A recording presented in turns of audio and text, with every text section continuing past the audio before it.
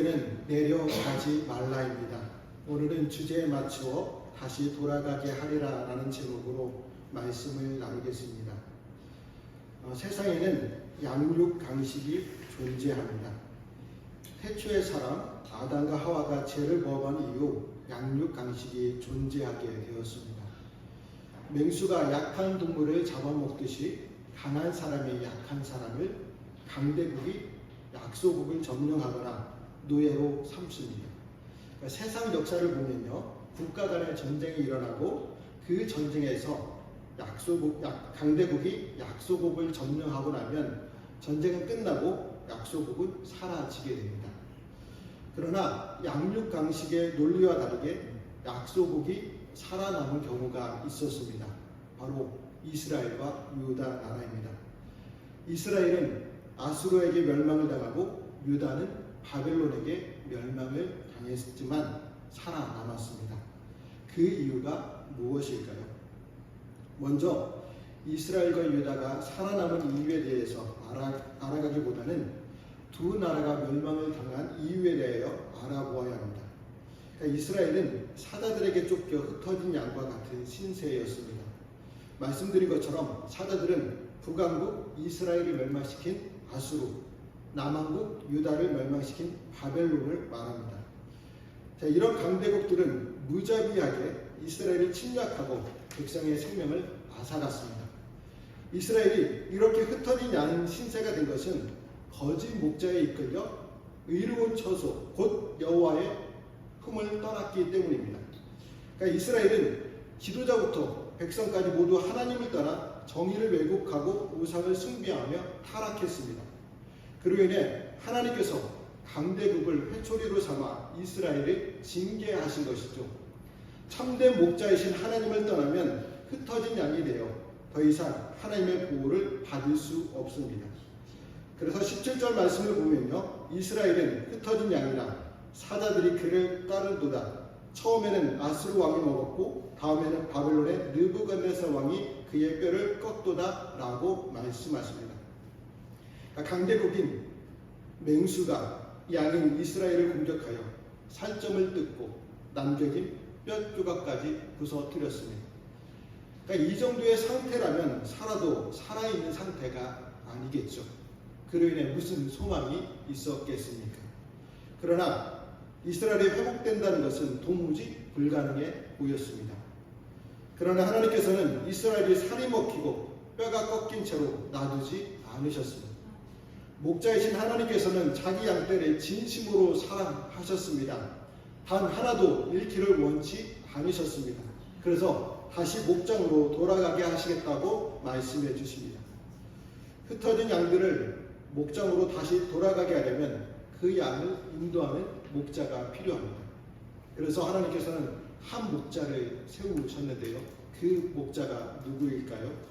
바로 페르시아의 왕 고레스였습니다. 그러니까 이사야 44장 28절의 말씀을 보시면요, 내 목자라 그가 나의 모든 기쁨을 성취하리라 하며 예루살렘에 대하여는 이르기를 증거되리라 하며 성전에 대하여는 내 기초가 놓아지리라 하는 자니라 라고 말씀하십니다.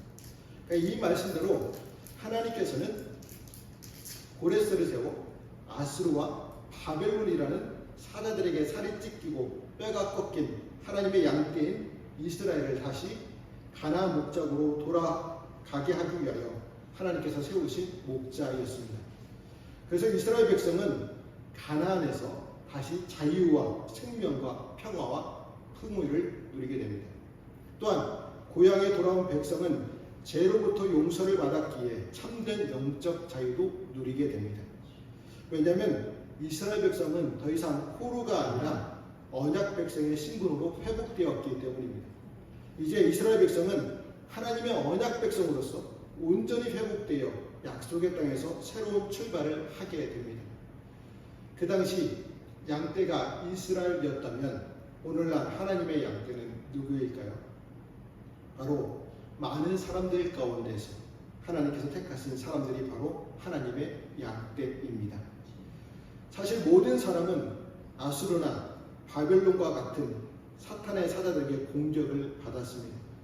그래서 아무런 소망도 없는 상태에 빠졌던 존재였습니다. 그로 인해 구원의 소망도 없는 비참한 인생이었습니다. 그러나 하나님께서는 사탄의 억압 아래서 멸망하도록 놔두지 않으셨습니다. 바벨론에서 이스라엘을 회복시키기 위하여 고레스를 목자로 세우신 것처럼 사탄의 발 아래 있는 양떼를 구원하기 위하여 한 목자를 세워 주셨습니다. 그 목자가 바로 우리 구주 예수 그리스도이십니다. 그리스도는 흩어진 하나님의 양떼를 사탄의 억압에서 해방시켜 주셨습니다. 그리고 그 양떼를 모아서 푸른 초장, 실만한 물가가 있는 하나님의 목장으로 인도하십니다. 목자이신 그리스도는 하나님의 흩어진 양떼를 구원하기 위하여 자기 목숨도 아끼지 아니하셨습니다. 또한 성령을 통하여 양들의 생명을 회복시켜 주셨습니다. 그리스도는 사람들을 구원하여 생명만 회복시키신 것이 아니라 더 풍성하게 하기 위하여 세상에 오신 분이십니다.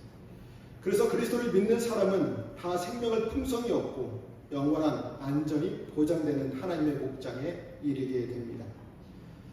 하나님께서는 자기 백성인 양떼를 인도하는 장소가 어떤 곳인지를 말씀해 주십니다. 우리 19절에 있는 말씀을 다시 한번 읽어보겠습니다.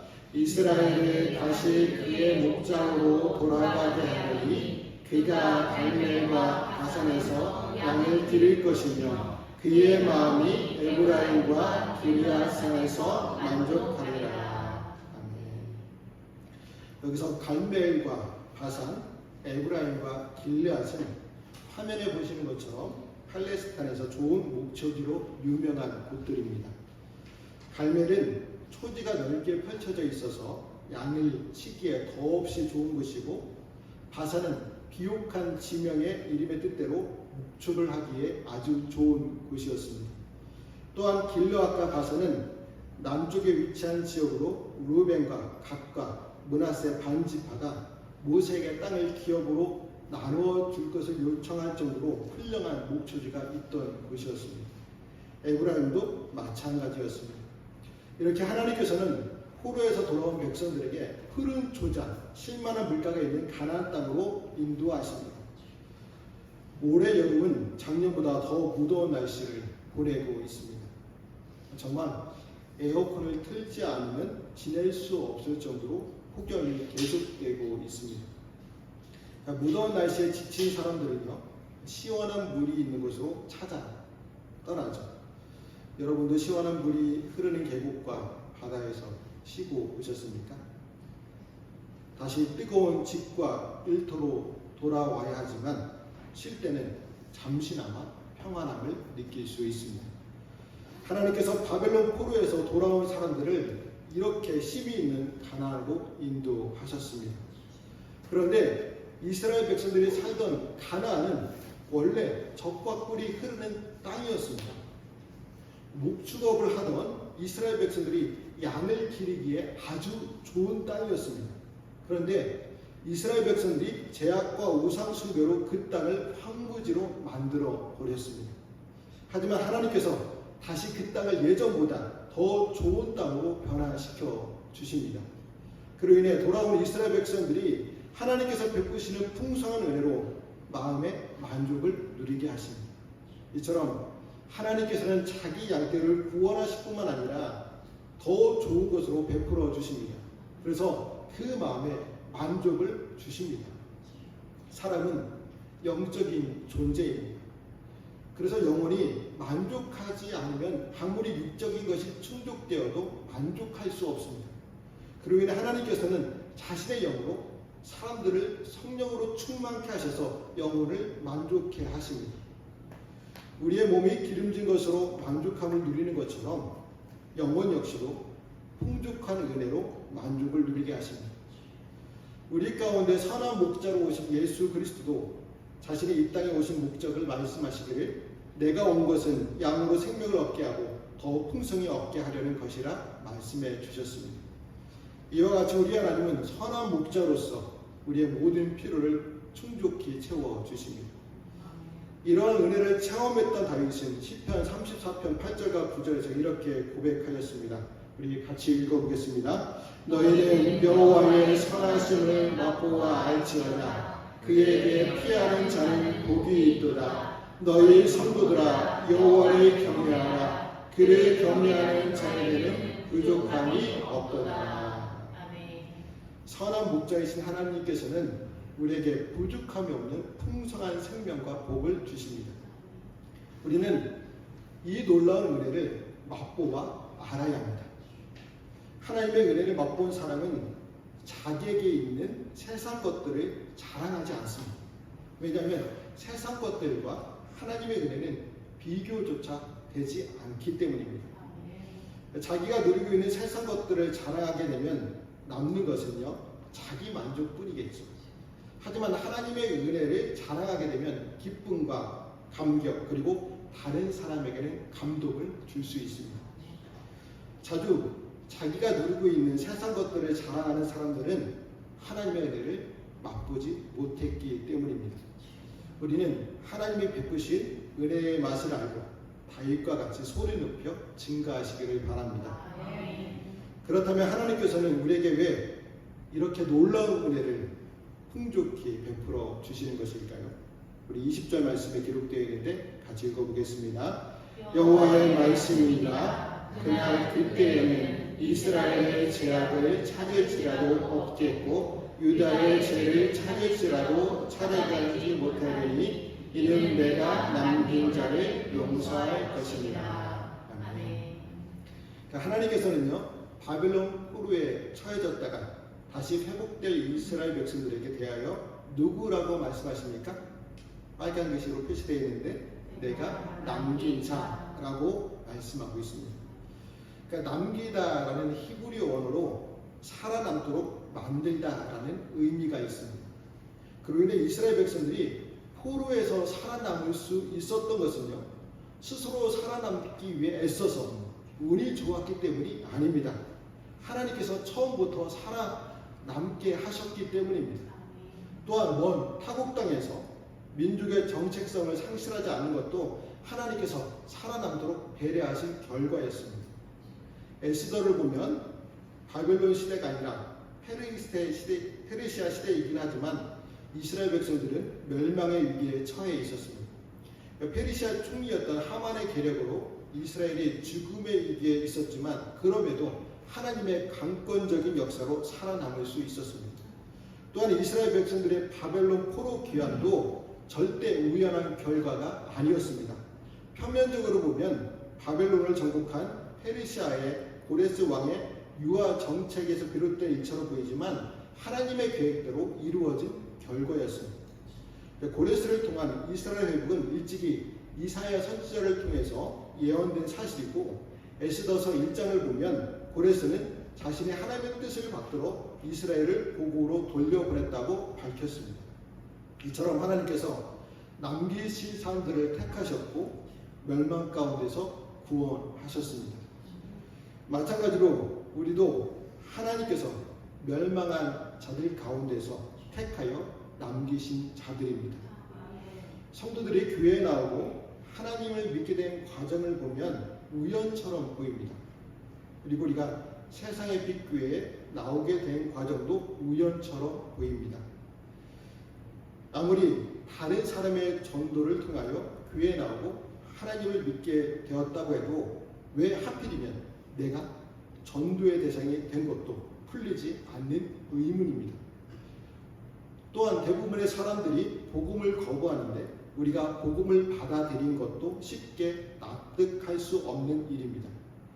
그렇다고 우리가 다른 사람들보다 나은 무엇이 있어서 하나님께 선택을 받았다고 볼 수도 없습니다. 우리를 보면 다른 믿지 않는 사람들과 비교해서 특별하게 나은 것이 없습니다. 똑같이 허물을 가지고 있고 죄를 지으며 살아가는 사람들입니다. 그렇다고 세상적으로 우월한 것도 없습니다. 자, 우리 중에는 사회적으로 지위가 높은 사람도 없습니다. 서로를 비교하여 좀 더 잘 살 뿐입니다. 그렇다고 하여 저를 포함하여 우리 중에 특출난 미남, 미녀도 없습니다. 그런데도 구원받고 교회에 나오게 된 것은 하나님께서 우리를 택하셨고 인도하셨기 때문입니다. 여러분, 천지 만물과 사람의 생사하고 우주의 역사를 주관하시는 절대 주권자 하나님께서 처음부터 우리를 멸망한 자들 가운데서 남길 자로 택하신 것은 결코 우연이 아닙니다. 우리는 아무런 공로도 어떤 특별한 가치나 조건도 가지지 못한 존재이지만 하나님께서는 자신의 뜻대로 우리를 멸망한 자들 가운데서 남길 자로 택하시고 구별해 주셨습니다. 우리는 이 사실을 분명히 알아야 합니다. 아니, 우리는 이 사실을 분명히 믿어야 합니다. 그래서 우리를 남기신 하나님의 은혜에 감사해야 합니다. 그리고 하나님께 충성을 다해야 합니다. 그로 인해 우리는 구원받은 은혜에 감사하며 충성을 다해 하나님을 섬기시기를 바랍니다. 오늘 말씀에서 하나님은 흩어진 양을 다시 푸른 초장으로 인도하시고 초장에 돌아온 양들의 잘못을 용서하십니다. 우리도 예수 그리스도를 통해 원죄가 용서받았기에 구원받았습니다. 그래서 하나님의 은혜를 누리며 살게 하셨습니다. 그렇지만 주님이 재림하시면 영원한 푸른 초장이 있는 하나님의 목장에서 풍성한 복을 누리게 하십니다. 그때까지 하나님 앞에서 자신을 자랑하며 우쭐거리는 죄를 범하지 말아야 합니다. 그러므로 관계가 회복된 구원받은 하나님의 사람으로서 영원한 하나님의 목장을 소망하며 거룩한 삶을 살아가는 저와 성도들이 되시기를 주님의 이름으로 말씀을 드립니다. 기도하시겠습니다. 하나님